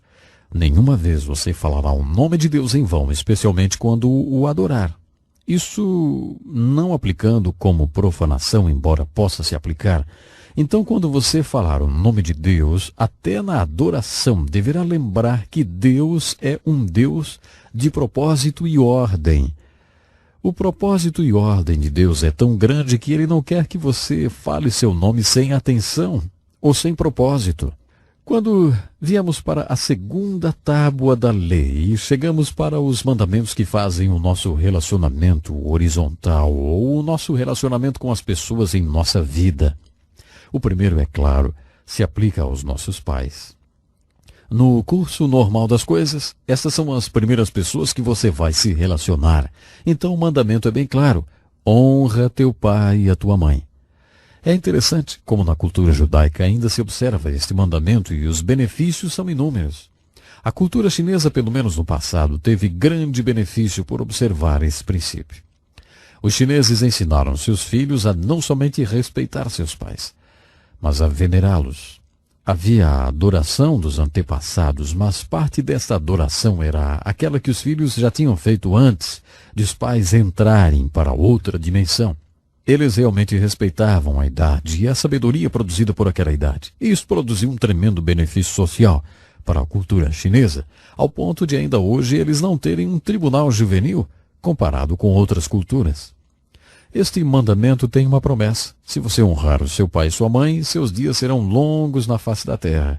Infelizmente, existem pessoas que estão nas prisões, pessoas que têm tido suas vidas ceifadas, porque ninguém nunca lhes falou este mandamento, ou como ele é importante. Observe que ele diz: honra teu pai e tua mãe. Não está dizendo apenas para obedecer os pais. Nas Escrituras encontramos um recado que diz: filhos, obedecei a vossos pais. Quando você é uma criança, você obedece. O mandamento da lei está falando com adultos que devem honrar e respeitar seu pai e sua mãe. Eles sempre serão seu pai e mãe. Você deverá respeitá-los e honrá-los. Você não terá que obedecê-los quando se tornar um adulto, mas você sempre terá que honrá-los e respeitá-los também. Uma importante razão pela qual você deverá honrar e respeitar seu pai e sua mãe é que você estará mostrando para seus próprios filhos como eles deverão pensar sobre isso, para também honrarem e respeitarem vocês. Eu ouvi uma vez sobre uma família de fazendeiros nos tempos dos carros de duas rodas puxadas por cavalos. O pai falou para o seu filho adolescente: suba no sótão, meu filho, e pegue lá aquele cobertor grosso e grande, porque vamos levar o seu bisavô para um asilo, e ele não deve passar frio durante a viagem. O adolescente foi ao sótão e ficou lá um longo tempo, não voltava mais.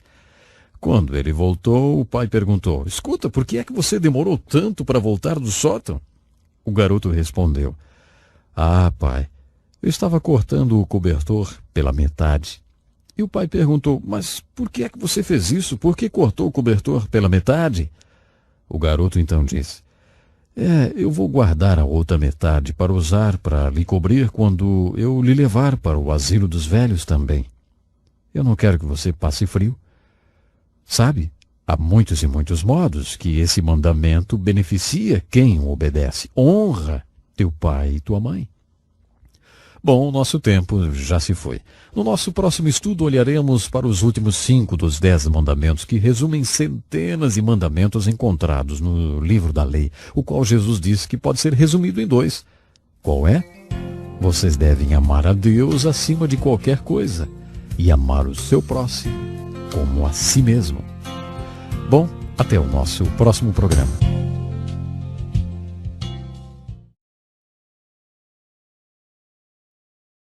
Como é bom estarmos juntos para mais um programa Encontro com a Palavra. Em nosso último estudo, olhamos para os 5 primeiros mandamentos. Os primeiros 4 mandamentos têm a ver com o nosso relacionamento com Deus. Vocês não terão outro Deus além de mim. O segundo mandamento nos proíbe de fazer qualquer imagem de escultura, nem alguma semelhança do que há em cima nos céus ou na terra que seja como imagem de Deus. O terceiro nos proíbe de usarmos o nome de Deus em vão. O quarto nos ordena a separar tempo para adorar a Deus e para descansar. E o quinto mandamento nos ordena a honrarmos os nossos pais, e esse mandamento vem com uma importante promessa de que, se realmente fizermos isso, teremos uma longa vida na face da terra. O próximo mandamento está na tábua horizontal. São os mandamentos que tratam do nosso relacionamento com aqueles que nos rodeiam. Estes mandamentos no plano horizontal são, primeiro, não matarás. Isto não significa literalmente não matarás, porque há lugares na Bíblia onde Deus ordenava o seu povo a matar. Seja quem for que derramar sangue do homem, seu sangue será derramado. No capítulo 9 de Gênesis, Deus disse a seu povo que tem um tempo para matar. No Novo Testamento, no capítulo 13 da carta de Paulo aos Romanos, vemos que a lei oficial deve ser cumprida. Caso contrário, a espada não será usada em vão. Paulo diz que se você quiser se dar bem com o oficial da lei, então obedeça a lei. Dessa forma, ele não será nenhum problema para você. Mas se você desobedecer à lei, então realmente podes temer por tua vida, porque ele não trará sua espada em vão. 3 vezes ele diz isso. Enquanto ele estiver usando a espada com você, se você desobedeceu, ele será um ministro de Deus. Nos dias de hoje, aquela espada que Paulo fala pode ser uma 9 milímetros automática, vamos dizer assim. Se você estiver roubando um banco e um policial atirar em você, ele estará sendo um ministro de Deus. Paulo nos diz que Deus estabeleceu a lei e a ordem. A lei que Deus estabeleceu é a presente expressão, a ira de Deus contra o mal. Então, de acordo com as Escrituras, o criminoso deve temer o oficial da lei. Então, dessa forma, você pode ver que o 6º mandamento não diz literalmente não matarás. O espírito desse mandamento é a vida nas mãos de Deus. Deus deu a vida e somente Deus pode tirá-la. Os sofisticados sistemas da moderna medicina, que podem prolongar a vida em certos casos, levantam uma questão sobre esse 6º mandamento. Nossa definição é que isto está cada vez mais e mais vago. Na verdade, este é o princípio que deveremos sempre manter em perspectiva. É a prerrogativa de Deus dar e tirar a vida. Nós poderemos até prolongar a vida através de modernos equipamentos da medicina hoje, mas Deus é o doador da vida e só Ele pode tirá-la. Eu lembro de uma história sobre uma família que tinha um de seus irmãos que estava com uma hemorragia cerebral. Tudo indicava que ele estava morrendo. Um certo neurocirurgião queria fazer uma cirurgia no rapaz. Esta cirurgia era um fator de alto risco. O médico disse, olha, ele nunca terá sabedoria de Salomão, mas deixe-me operá-lo. Um outro cirurgião daquele hospital não concordou com esta decisão e levou o assunto para a diretoria do hospital, que decidiu bloquear a decisão de operar o rapaz. O homem que foi contra a cirurgia era um judeu. Sua decisão antes que a diretoria tomasse a decisão era esta. Ele está nas mãos de Deus, nós não poderemos fazer nada. 5 anos mais tarde, aquele jovem foi liberado do hospital com 75% de melhora. A família tem constantemente agradecido a Deus por aquele neurocirurgião que disse, ele está nas mãos de Deus, nós não podemos fazer nada. Deus é o único que dá e pode tirar a vida. Este é o princípio, ou o espírito deste 6º mandamento. Não cometerás adultério. Eu acredito que o espírito desse mandamento é o que poderíamos chamar de o direito dos filhos. Este é o plano de Deus, como declarado lá em Gênesis capítulo 2. Estabelecer parceiros para as pessoas, para que se tornem pais, e eles farão pessoas que se tornarão também parceiros e pais. Casamento, ou lar, é o contexto seguro que Deus quer dar para os filhos, para que eles sejam criados e preparados para a face da vida. A segurança dos filhos, então, depende do compromisso e da fidelidade do casal. Eu acredito que esta verdade é o coração desse mandamento. Isto é o que Deus quer mostrar-nos quando diz: não cometerás adultério. Outra razão desse mandamento no espírito desta lei é que Deus criou um contexto seguro no qual estas duas pessoas podem expressar o maior sentimento de intimidade da qual o ser humano é capaz. Eu lembro de um jovem que eu aconselhei anos atrás. Ele estava vivendo como muitos jovens estão vivendo hoje. Ele estava em um colégio estudando e a garota que ele estava vivendo também estudava lá. No verão eles foram juntos para a cidade para conseguir algum recurso financeiro. Quando as aulas começaram, ele permaneceu trabalhando e ela voltou para o colégio. Por um tempo, nos finais de semana, ela sempre ia visitá-lo. Mas uma sexta-feira o telefone tocou e ela disse que não iria mais. Estava tudo acabado. Bem, naquela sessão de aconselhamento, chorando e choramingando para mim, aquele rapaz disse: deveria existir alguma garantia quando estamos nos entregando para um relacionamento ou um sentimento como esse. Deveria haver alguma estrutura, disse ele. Bom, aí eu falei: exatamente isso eu estava querendo dizer a você, rapaz. Veja o que a Bíblia ensina. Deus quis que existisse alguma garantia para você que está se entregando a estas áreas íntimas. Deveria existir algo que fizesse com que esse sentimento fosse comunicado de um lado para o outro, e exatamente essa é a perspectiva. Esse é o espírito do 7º mandamento: não cometerás adultério. O 8º mandamento é: não roubarás. O espírito desse mandamento é Deus, um Deus de ordem.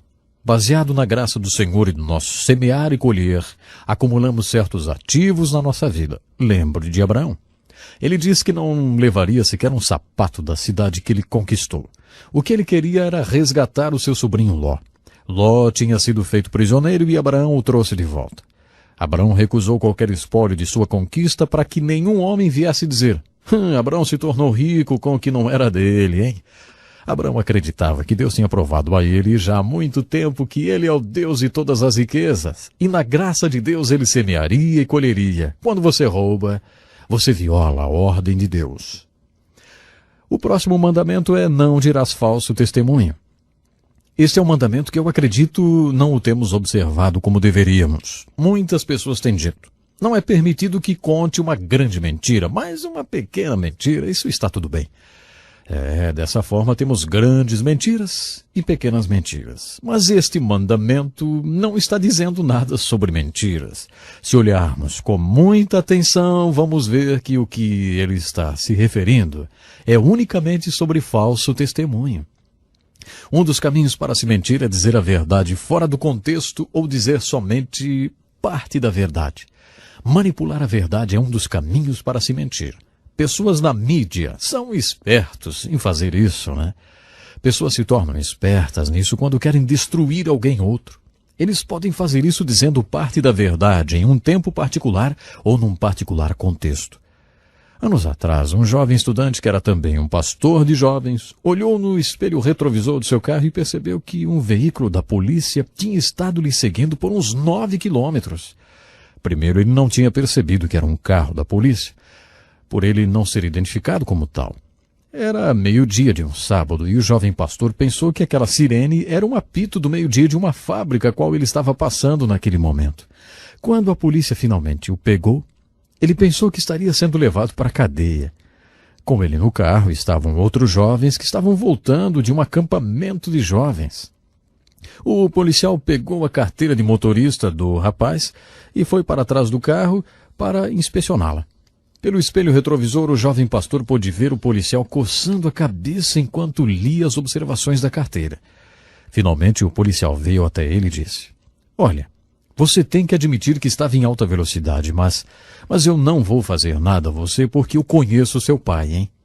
Pior de tudo é que o jovem pastor tinha certeza absoluta de que o policial não conhecia o seu pai. O seu pai não era daquela região, era de muito longe e nunca tinha estado naquela área. O policial pensou que conhecia o pai daquele jovem pastor. Agora, aquela era uma situação ética. O que o jovem pastor deveria fazer? Ele não tinha tido o curso de ética ainda. Então o jovem disse: o meu pai realmente é um grande homem. Claro, isto era um testemunho verdadeiro, porque o seu pai realmente era um grande homem.